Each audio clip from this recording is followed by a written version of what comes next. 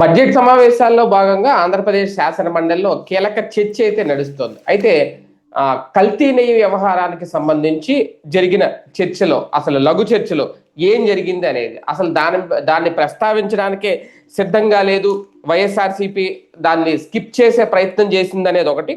అదే నేపథ్యంలో రికార్డులు తారుమారు చేశారు, ప్రధానంగా కొన్ని డిజిటల్ రికార్డులు కూడా ధ్వంసం చేశారట. ఈ సందర్భంలో మరొక అంశం ఏంటి అంటే మత ప్రస్తావన తీసుకురావడం. జగన్మోహన్ రెడ్డి క్రిస్టియన్, లేదంటే అక్కడ చైర్మన్ గా ఉన్న మోషన్ రాజు, మీరిద్దరూ ఒకటే, అందుకే హిందూ సమాజం మీద మీరు ఈ తరహా దాడులు చేస్తున్నారంటే అచ్చెన్నాయుడు చేసిన కీలక వ్యాఖ్యలు మండల్లో అవసరమా అనేది కూడా, వీటన్నిటి మీద చర్చించే ప్రయత్నం చేద్దాం. సార్, అసలు లఘు చర్చ పేరుతో కల్తీ నెయ్యి వ్యవహారానికి సంబంధించి నిజంగా దాని మీదే ఫుల్ గా ఫోకస్ చేశారా, లేదు అనవసరమైన రాద్ధాంతమైనా జరిగింది అనుకోవాలా? అంటే బేసిక్ గా ఒకటి, విపక్షం తను అసెంబ్లీలో చేయలేకపోయిన పనిని మండల్లో చేయగలిగింది, సక్సెస్ అయింది. సోషల్ మీడియాలో జరిగినటువంటి చర్చ చాలా పెద్ద ఎత్తున జరిగింది. కానీ సోషల్ మీడియా కాకుండా పేపర్కో టీవీకో ఇన్ఫ్లుయెన్స్ అయ్యేటటువంటి వాళ్ళు ఎవరన్నా ఉంటే వాళ్ళకి తగినటువంటిది, లేదా ఒక చట్టబద్ధమైన రాజ్యాంగబద్ధమైన వ్యవస్థలో మాట్లాడటం. అందులో వీళ్ళకి ఆ ఎందాపూర్ డైరీ గురించి మాట్లాడగలిగారు. అట్లాగే హెరిటేజ్, అంటే చంద్రబాబు నాయుడు గారు ఇంతకుముందు మొన్న అసెంబ్లీలో చెప్పుకొచ్చింది, మా హెరిటేజ్ అసలు ఎప్పుడు వీటిట్లో పాల్గొదు, ప్రభుత్వ కార్యకలాపాల్లో పాల్గొదు అని చెప్పారు. ఇంతకుముందు మజ్జిగ ప్యాకెట్ హెరిటేజ్ తరపున ఇచ్చినవి, లేకపోతే తిరుమలకి పాలపొడి సప్లై చేసినటువంటి వాటిని, ఇవన్నిటి కూడా అందులో ప్రస్తావించడానికి వీళ్ళకి కుదిరింది. దానికి ఆన్సర్ అక్కడ చేయలేకపోయారు కదా అసెంబ్లీకి, వీళ్ళు ఎలా 11 మంది కూడా. కాబట్టి మండల్లో అదంతా ఎక్స్ప్లెయిన్ చేసుకొచ్చారు. అట్లాగే ఇందాపూర్ అనేటటువంటిది మొదట హెరిటేజ్ ఉత్పత్తిదారు అని చెప్పి, ఆ తర్వాతన సోషల్ మీడియాలో వైరల్ అయ్యాక దాన్ని కో ప్రొడ్యూసర్ అని మార్చినటువంటి ఉదంతాలని వాళ్ళు అక్కడ అసెంబ్లీ మండల్లో ప్రస్తావించి నిలదీయడానికి అవకాశం ఏర్పడింది. దానికి తోడు ఏదైతే జంతు కొవ్వు అని ఎట్లా అబద్ధాలు చెప్పారని అడగటానికి కుదిరింది. అప్పుడు వీళ్ళు ఆన్సర్ చేసుకొచ్చారు. నెంబర్ 1, అక్కడ జంతు కొవ్వు అని మా చంద్రబాబు గారు ఊరికినే చెప్పలేదు, ఎన్డీడీబీ నివేదిక వస్తే చెప్పారు అన్నట్టు. అక్కడ వైసీపీ ఏం చేయాలా, వ్యూహాత్మకంగా విఫలమైంది. మరి అప్పుడు ఆ సదరు సంస్థ మీద చర్య తీసుకోవాలి కదా, లేదా ఒక నివేదిక వచ్చినప్పుడు దాన్ని క్రాస్ చెక్ చేయాలి కదా. ఇన్ని కోట్ల మంది భక్తుల మనోభావాలతో ముడిపడి ఉన్న అంశం మీద నువ్వు ఎట్టా చెప్తావు? అట్లాగే ఒక్క నివేదిక వచ్చింది, అది అవునా కాదని క్రాస్ చెక్ చేసుకొని వాళ్ళే చెప్తున్నారు ఆ సదరు సంస్థే. కానీ నువ్వు మాత్రం డైరెక్ట్గా జనం ముందు మాట్లాడేసావు. ఇది ఎట్లా అన్నది రైట్ చేయకుండా వీళ్ళు రైట్ చేస్తాం ప్రారంభించగానే వాళ్ళు ట్రాప్ వేసారు. ట్రాప్లో పడిపోయేది వైసీపీ. అచ్చెన్నాయుడు వచ్చేసేసి, అందుకని Atchannaidu man of the match అని చెప్పి పొగిడారంటూ ఆంధ్రజ్యోతిలో రాసుకొచ్చారు. అంటే అర్థం ఏంటి, అక్కడ డైవర్ట్ చేయగలిగాడు అతను. ఏమని, ఆ క్రిస్టియన్ అనే పదం వాడి మీరందరు క్రిస్టియన్స్, మీరందరూ అట్లా. అలాగని జెరూసలేంకి డబ్బులు ఇవ్వడం మానేశారు, చర్చిలకి డబ్బులు ఇవ్వడం మానేశారు, పార్టీలకు డబ్బులు ఇవ్వడం మానేశారు వీళ్ళు. మరి క్రిస్టియన్ అన్నప్పుడు అంటే క్రిస్టియన్స్ కి చేసే మేలేమో ఇటు పక్కన చేస్తూ, రెండో వైపున వీళ్ళని ఆ క్రిస్టియన్ అనే కాబట్టి హిందువులు అందరూ మాత్రం వాళ్ళని వ్యతిరేకించాలి, ద్వేషించాలి అనేటువంటి ఒక ఎత్తుగాడు అనమాట. అది హిందూ వ్యతిరేకంగా ముద్రేయడం. అది అందులో భాగంగా అక్కడ ముద్రేయడం కాదు, అక్కడ పాయింట్ ఏంటంటే డైవర్ట్ అవ్వాలి. టాపిక్ చూడండి, వెంటనే డైవర్ట్ అయిపోయి అసలు పాయింట్ పక్క వెళ్ళిపోయి క్షమాపణ చెప్పాలని డిమాండ్ చేస్తా కూర్చున్నారు వీళ్ళంతా. దాదాపు 2 గంటల పాటు ఇష్యూ డైవర్ట్ అయిపోయింది కదా. అది అచ్చెన్నాయుడు రాజకీయ వ్యూహం. అందుకని అది అయిపోయాక నువ్వు సక్సెస్ఫుల్ అని చెప్పేసి మ్యాన్ ఆఫ్ ద మ్యాచ్ అని చెప్పేసి పయ్యావుల కేసు వీళ్ళందరూ ప్రశంసించారు. అక్కడ ఏదైనా ఇష్యూని డైవర్షన్ చేసేవాళ్ళు కొంతమందిని పెడతారు వాళ్ళు, లేదా వాళ్ళే వచ్చి తమ ప్రతిభను ప్రదర్శిస్తారు. ఆ డైవర్షన్ ట్రాప్ లో పడింది ఇక్కడ. ఆ తర్వాత మాట్లాడినటువంటి వాటిలో డిఫెన్స్ చేసుకోవడం అయిపోయింది వీళ్ళది. ఫస్ట్ అఫెన్సివ్ లో వెళ్ళింది, అక్కడ దాన్ని డైవర్ట్ చేయడంలో సక్సెస్ అయ్యారు. ఇదే రాజకీయ వ్యూహం. మండల్లో బొత్స సత్యనారాయణ మరి ఏమయ్యారో తెలియలేదు. నేను బొత్స సత్యనారాయణ మాట్లాడారు కదా, అట్లాంటి వాటిలో డీటెయిల్ గా మాట్లాడగలుగుతాడు పెద్దరికంగా. ఆయన మరి మొహమాట పడ్డాడు, లేకపోతే భయపడ్డాడు దేవుడి విషయంలో మనం ఎందుకు మాట్లాడడం అనేసి. మరి ఇంత ముందు అయితే ఆయన మాట్లాడింది ఇందాపూర్ అన్ని కూడా, ఏమైందో తెలియలేదు అక్కడ. బట్ ఒక పాయింట్ మాత్రం వ్యూహాత్మకంగా సక్సెస్ అయింది ఏంటంటే, ఇద్దరు సక్సెస్ అయ్యారన్న. నా దృష్టిలో ప్రజాస్వామ్యం సక్సెస్ అయింది. ఎందుకంటే అసెంబ్లీలో ఏకపక్ష చర్చ, తప్పు వైసీపీదే, వాళ్ళు వెళ్ళకపోవడం. మండలిలో ఇరుపక్షాల చర్చ జరిగింది. సరే, ఎవరి ట్రాప్ ఎవరు వేసుకున్నా సరే ఇరుపక్షాల వాదన కూడా చట్టబద్ధమైన ఒక వ్యవస్థలో వినిపించుకోవడం చాలా మంచి పరిణామం అది. కానీ ఒకటి సార్, నిజంగా అచ్చెన్నాయుడు ఆ వ్యాఖ్యలు చేయడం డైవర్షన్ గురించి అయినా మండలిలో అలాగా ఒక రకంగా మతాంశం రేజ్ చేయడం అనేది ఎంతవరకు నైతికం? అరే భలేవారండి బాబు. చంద్రబాబు నాయుడు గారు బహిరంగ సభల్లో ఓపెన్ గా అంటున్నారు కదా, అతను క్రిస్టియన్ కాబట్టి కావాలని బహిరంగ చెప్పేసి. సభలో బయట ఓకే, అరే మండలిలో మాట్లాడు. అక్కడే ఇదే ఉంది. చట్టసభల్లో. ఇది ఆఫ్టర్ ఆల్ ఇవాళ సభలు పెద్ద లెక్క కాదు. ఒక ముఖ్యమంత్రి రాజ్యాంగబద్ధమైన పదవిలో ఉన్నటువంటి వ్యక్తి ఓపెన్ గా బహిరంగ సభలో ఆ లడ్డూ మీద మాట్లాడింది ఏంటది? అంతకంటే దారుణం ఇంకేమైనా ఉంటుందా? కోట్లాది మంది భక్తుల మనోభావాలు గాయపడలేదు ప్రపంచం అంతటా కూడా. ఇప్పటికి కూడా అదే భ్రమలో ఉంచుతున్నాడు కదా ఆయన. అంతకంటే దారుణం ఏం కాదు ఇది ఓ రకంగా చెప్పాలంటే. ఇక్కడ రెండు జరుగుతున్నది. క్రిస్టియన్ అన్నటువంటిది జగన్ని విమర్శించడం కాదు, క్రిస్టియన్స్ కోరుకున్న చేసి పెట్టేశారు వీళ్ళు. ఒక క్రిస్టియన్స్ గుడి దగ్గరికి, బడి దగ్గరికి, లేకపోతే పుష్కరాల దగ్గరికి వెళ్ళి పాంప్లెట్లు ఏం పంచుతారు తెలుసా?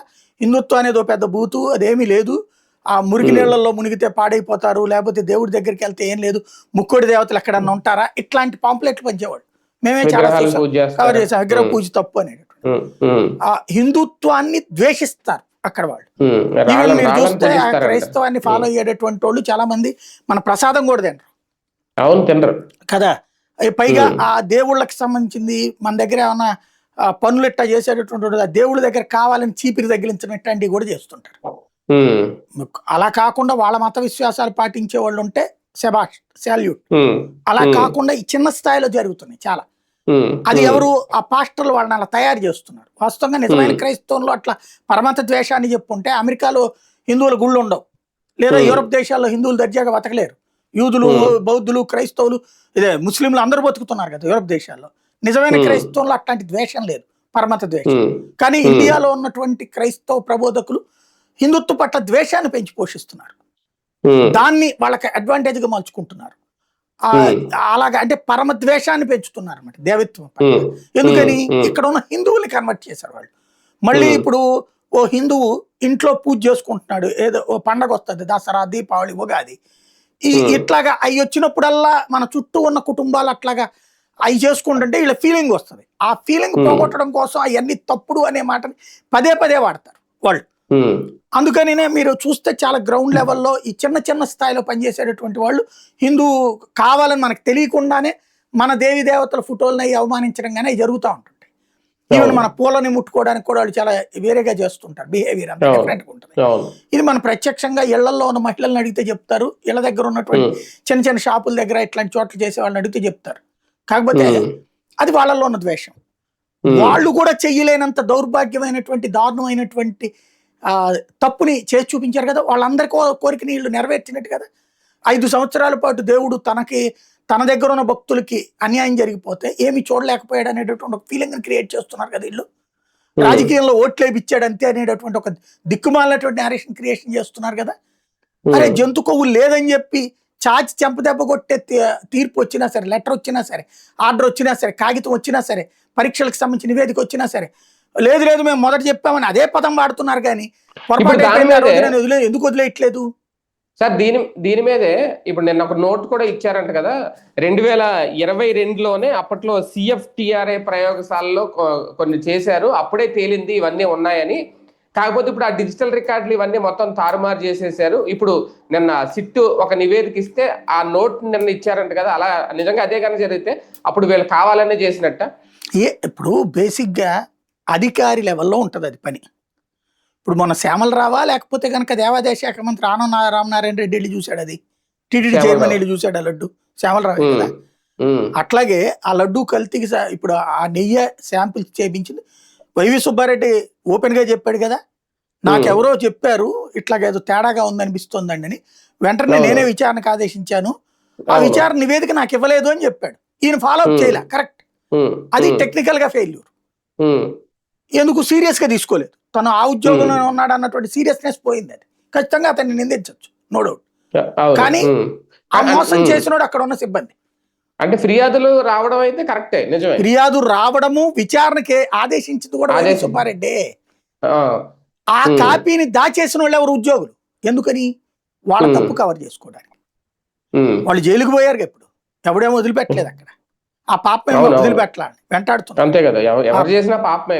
ఖచ్చితంగా అది ఉద్యోగులు చేసిన తప్పుల్ని రాజకీయాల వైపు రుద్దుతున్నాం మనం ఇక్కడ ఖచ్చితంగా. ఇప్పుడు మొన్న ఇదే ఉంది లడ్డూదే, వీళ్ళు ఏం ప్రూవ్ చేస్తున్నారు? ఎంతసేపటికి వాళ్ళు ఇచ్చిన రిపోర్ట్ ఎప్పటి లడ్డు ఎప్పటిది టెస్ట్ చేసింది? నూనె ఉమ్, నెయ్య ఉమ్, వీళ్ళు వచ్చాక టెస్ట్ చేసింది. టెస్ట్ చేసింది దాంట్లో దొరికిన శాంపుల్ తీసుకెళ్ళి 5 ఏళ్ళని ఎవరు జడ్జిమెంట్ ఇస్తున్నాడు? సుప్రీంకోర్టు అడిగింది కదా మొక్క. అవును. దానికి సిబిఐ చేసిన విచారణ ఏంటి? వాళ్ళ దగ్గర పాలు లేవు ఆ కంపెనీలు, అంతేగాని ఆ కంపెనీలన్నింటినీ నెయ్యిని ఏది తయారు చేస్తున్నాయి చెప్పలా. పాలు లేవు వాళ్ళ దగ్గర, కెమికల్స్ వాళ్ళ దగ్గర ఉన్నాయి కాబట్టి దాంతో చేసి ఉండొచ్చేమో అనుమానం. ఉమ్, ఉమ్, చేసి ప్రూవ్ చేయకుండా ఎట్ట చెప్తాడు సిబిఐ? ఉమ్, అదే కదా ఉమ్, తేలంది. అవును. ఈ పదార్థాలు తిదిగిదిగో ఇప్పుడు నిన్న దొరికింది హైదరాబాద్ లో నెయ్యి ఒకటి, కల్తీ నెయ్యి, ఉమ్, 450 కిలోలు నెయ్యి దొరికింది. ఉమ్, అదేదో డైరీ పేరుతో జరిగింది. ఏంటి అంటాడు, డాల్డా ప్లస్ ఇంకో కొన్ని రకాలు కలిపి చేస్తున్నాడు. ఉమ్, ఇలా కలిపి చెయ్యొచ్చు. లేదు మొన్న కల్తీ పాలు, రాజమండ్రి దగ్గరది కల్తీ పాలు కాదు వాస్తవంగా, మామూలు పాలల్లో అదేదో కలిసింది. ఏదేది మిషన్ కేసిన మెటీరియల్ కలిసి రిఫ్రిజిరేటర్ లో కూలెంట్ లీక్ అయి కలిసింది అంతేగాని అన్నారు. అది కల్తీ కాదు. కల్తీ పాలంటే మొన్న ఈ మధ్యన హైదరాబాద్ లో పట్టుకున్నారు. అదేది యూరియా ఇంకోటి రకాలు కలిపి తయారు చేసేది. అవును, అవును. అట్లాగా కలిపి చేసి చూపించగలగాలి వీళ్ళు. ఎందుకంటే పామాయిలు, యాసిడ్, బాత్రూమ్ యాసిడ్, ఉమ్, జంతు కొవ్వు ఇవన్నీ కలిపి తయారు చేసి వీళ్ళు చూపెట్టగలిగితే అప్పుడు కరెక్ట్ అవుతుంది. లేదంటే ఊహాజనిత ఆరోపణే కదా ఎప్పటికీ కూడా. కానీ 20 కోట్ల లడ్డూలు, ఇప్పుడు ఒక కల్తీ చిన్న తేడా వస్తే కడుపు నొప్పి వచ్చి గిలగిల్లాడతాం మనం, అవును, ప్రాణాలే కోల్పోయారు మొన్న. అవును. అక్కడైనా పాలకు అదే జరిగింది కల్తీకి. అట్లాంటిది కల్తీ జరిగిపోయి 20 కోట్ల లడ్డూలు తిని జనాలకి ఏమీ కాలేదు అంటే అది 60 భగవంతుడు లక్షల ఇది కిలోల నెయ్యి అంట కల్తీ నెయ్యి, 60 లక్షల కిలోల నెయ్యి. భగవంతుడు దయ అంటే భగవంతుడు మరి దయ చూపెట్టాడు. ఇంత మహిమ చూపెట్టినప్పుడు మరి మీరెందుకు నోరు మాట్లాడుతున్నారు ఇక? కాబట్టి ఇక్కడ ఒక సెంటిమెంట్ ని, హిందువుల సెంటిమెంట్ ని హట్టు చేస్తూ భగవంతుడికి ద్రోహం, ఇంతకంటే ద్రోహం ఇంకెవడు చేయలేడు. క్రిస్టియన్స్, ముస్లిమ్స్ కూడా చేయలే, నాస్తికులు, హేతువాదులు కూడా చేయలే. దేవదేవుడికి సంబంధించినటువంటి అంశంలో సాధారణంగా ఇప్పుడు మీరు గుడికి వెళ్తారు, కొబ్బరికాయ కొనుక్కుని వెళ్తారు, ఆ కొబ్బరికాయని కొట్టారు, అది కుళ్ళుద్ది, ఏం సెంటిమెంట్ ఫీల్ అవుతాం మనం? మనకేదో అన్యాయం అన్నది ఫీల్ అవుతాం. అప్పుడు పంతులు గారు ఏమని చెబుతారు, మీ దిష్టి అంతా పోయిందయ్యా అంటాడు. అంటే మీకు దాన్ని పాజిటివ్ వైపుకి మలిచే ప్రయత్నం చేస్తాడు. అప్పుడు మీరు ఏం చేయాలి లెక్క ప్రకారం అయితే కనుక, ఇప్పుడు ఈ లెక్క ప్రకారం అయితే ఆ షాపు వాళ్ళు మీ మనోభావాలు దెబ్బతీశారు, దాంట్లో కుట్ర చేశారని జైల్లో పెట్టాలి అమ్మినోడిని. ఆ అమ్మిన షాప్ అతను ఏం చేయాలి, తనకు అమ్మిన హోల్సేలర్ మీద కేసు పెట్టాలి. ఆ హోల్సేలర్ ఏం చేయాలి, రైతు మీద కేసు పెట్టాలి, రైతు ప్రకృతి మీద కేసు పెట్టాలి. ఇంతే కదా వ్యవహారం. కల్తీ అది ఇదైతే గనక ఇక్కడ ప్రాక్టికల్ పాయింట్ ఏంటి మీరు చేయాల్సినటువంటి, అంటే నేను అనేది భక్తుడి ఫీల్ అక్కడ ముఖ్యం. ఏ భక్తుడు మన ఇంట్లో గవక్కన ప్రసాదం లేదని పడిందంటే తీసి పక్కన పడేస్తాడు బేసిక్ గా. అక్కడ శ్రీ వైష్ణవులు, లడ్డూలు తయారు చేసిన బ్రాహ్మణ సామాజిక వర్గానికి సంబంధించిన వాళ్ళందరూ ఇప్పుడు ఏం చేసినట్టు, లేని నెయ్యితో లడ్డూలు చేసినట్ట, బాత్రూమ్ యాసిడ్ అక్కడ పెట్టుకుని చేసినట్ట. లేదు అంటే నువ్వు ఇవన్నీ సృష్టించి చూపించాలి. నెయ్యి ఎట్టా వస్తుంది, అది నెయ్యి వాసన ఎట్ట వస్తుంది, బేసిక్ గా కామన్ సెన్స్ కదా. నెయ్యి ఇప్పుడు మనకి ఇదివరకటి రోజుల్లో మా ఇళ్లలో ఈ చిలికి మజ్జిగ తీసేవాళ్ళు, మజ్జిగ పోసుకునేవాళ్ళు అన్నంలో. మేము చిన్నప్పుడు అంతా మజ్జిగ చిలికి పోసుకునేది. ఆ వెన్న వచ్చేది చివరిన కవ్వం ఒక పక్కగా పెట్టి చిలకాలి, చిలికితే వెన్న లైట్గా వస్తుంది, మంచి పాలు అయితే ఎక్కువ వెన్న వస్తుంది. ఆ వెన్న అంతా తీసి పక్కన పెట్టడం, లేదంటే అదేది పాల మీద మేగడ, పెరుగు మీద మేగడ తీసి ఇవన్నీ కలిపి చిలికేవాళ్ళం. తర్వాత దాని నుంచి వారానికి ఒకసారి తీసి వెన్న తీసి ఆ వెన్నని పొయ్యి మీద పెడితే ఆ వాసన చుట్టుపక్కల వాళ్ళందరికి వచ్చేది. ఏమక్కాయి వాళ్ళు నువ్వు చేస్తున్నావా అని చుట్టుపక్కల వాళ్ళందరూ వచ్చి అడిగేవాళ్ళు. మాకు సున్నుండలు చేసుకునేటప్పుడు, లేకపోతే ఇంట్లో నెయ్యి అయిపోయినప్పుడు అట్లా చేసుకునేవాళ్ళం చిన్నప్పుడు. అదేం పెద్ద కిలోలు రాదు, కొంచెం కొంచెం వస్తుంది నెయ్యి. ఆ కింద గీక్కోవడానికి ఉంటది, అదేదో ఎర్రగా గోదావరి అనేవాళ్ళం మేము. అది తినేసి సంతృప్తి పడిపోయేవాళ్ళం. అలాగా నెయ్యి అనేటటువంటి దాంట్లో వాసన వచ్చేది. ఇవాళ రోజున మీరు ఈ డైరీల నెయ్యి తీసుకెళ్లి కరగబెట్టండి వాసన ఏమైనా వస్తుంది చూడండి. ఈ డైరీలో వెన్న తీసుకెళ్లి కరగబెట్టండి వాసన ఏమైనా వస్తుంది చూడండి. అద్భుతమైన వాసన ఏం రావట్లా. అలాంటప్పుడు అక్కడ నెయ్యి ఒరిజినల్ గా కావాలని చెప్పి పట్టుకెళ్తాయి. ఇప్పుడు వీళ్ళు ఏంటి, కల్తీని జనం లైట్ తీసుకుంటారు. ఎందుకని? నిరంతర జీవితంలో రొటీన్ అయిపోయింది కాబట్టి. కాబట్టి ఇక్కడ కల్తీని ఉద్దేశపూర్వకంగా మత ఉద్దేశంతో చేశారని చెప్పాలనుకుంటున్నాను. అది వెంకటేశ్వర స్వామి మీద విశ్వాసం కోల్పోయేందుకు కోసం కావాలని నెయ్యిని కల్తీ చేశారని చెప్పాలనుకుంటున్నారు. అది సిబిఐ చెప్పట్లా, వీళ్ళు కోరుకో. సిబిఐ సిట్ ఇచ్చిన నివేదిక ఇచ్చిందంట కదా నిన్న. ఈయన లోకేష్ గారు కూడా అదే ప్రస్తావించారు. అసలు మా కుటుంబానికే దేవుడు అంటే చాలా అపారమైన మాట్లాడడానికి. సిట్ నివేదికలో ఇది ఉందా? జగన్మోహన్ రెడ్డి గాని ఏమన్నా?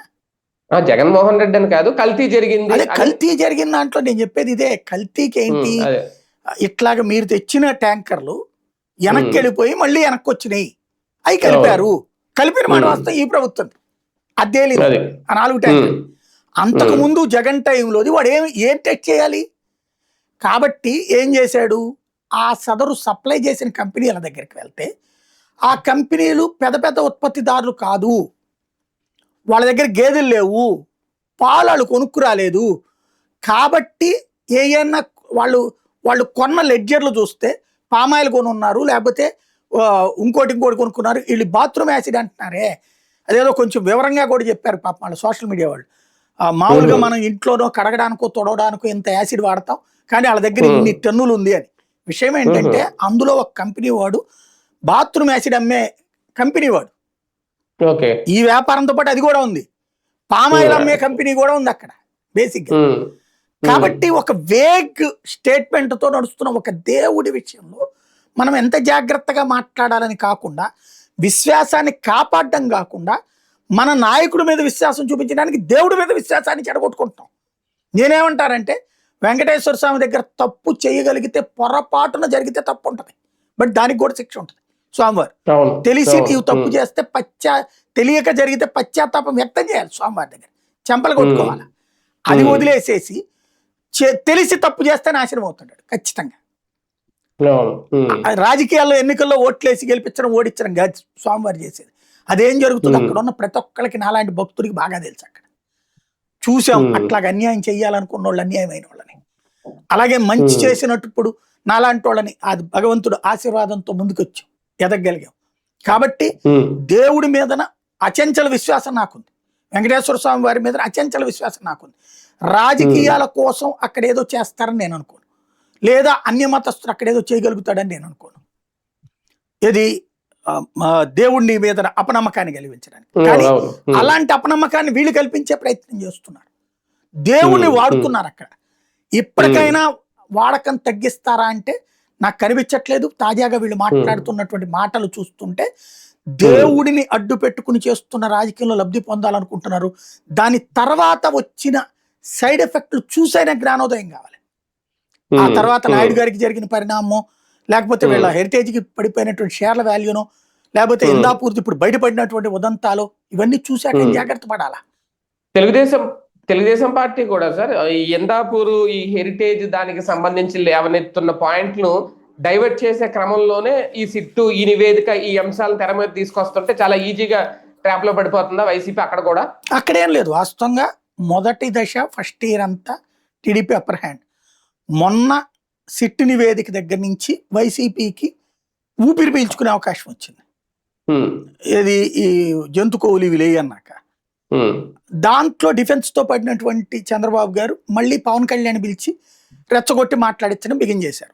మధ్యలో బాత్రూమ్ యాసిడ్ తీసుకొచ్చారు. ఆ తర్వాత అయినా జనంలో బాత్రూమ్ యాసిడ్ ఎవరు చేస్తారపో అనేటటువంటి ఫీలింగ్ వచ్చింది. కాబట్టి ఇప్పుడు లేదు వాళ్ళు క్రిస్టియన్స్ కాబట్టి అంటే కావాలని చేశారనేటటువంటి ఫీలింగ్ కల్పించడం ద్వారా అదిగో మేము హిందుత్వాకి మేమే మెయిన్ అన్నటువంటిది చెప్పే వ్యవహారం ద్వారా దీన్ని అటువైపుకి మతం వైపుకి తీసుకెళ్లిపోయేటటువంటి రాజకీయం ద్వారా ఇష్యూని డైవర్ట్ చేసే ప్రయత్నం చేస్తున్నారు అన్నమాట. ఆ విషయంలో అయితే సక్సెస్ అవుతుందేమో, నో డౌట్ అందులో. రైట్ చూద్దాం. మండలిలో ఈ లఘు చర్చ అయితే ఇంకా కంటిన్యూ అవుతుంది, ఈ రోజు కూడా కంటిన్యూ అవుతుంది. ఇంకా దీని మీద ఏం జరుగుద్ది ఫైనల్ గా ఒకటి డైవర్షన్ పాలిటిక్స్ లో అయితే మండలిలో కూడా సక్సెస్ అవుతుందా కూటమి, అదే నేపథ్యంలో వైఎస్ఆర్సీపీ తన వాడిని బలంగా వినిపించే ప్రయత్నంలో ఆ పార్టీకి సంబంధించిన నాయకులందరూ ఎంతవరకు సక్సెస్ అవుతారు అనేది చూడాలి.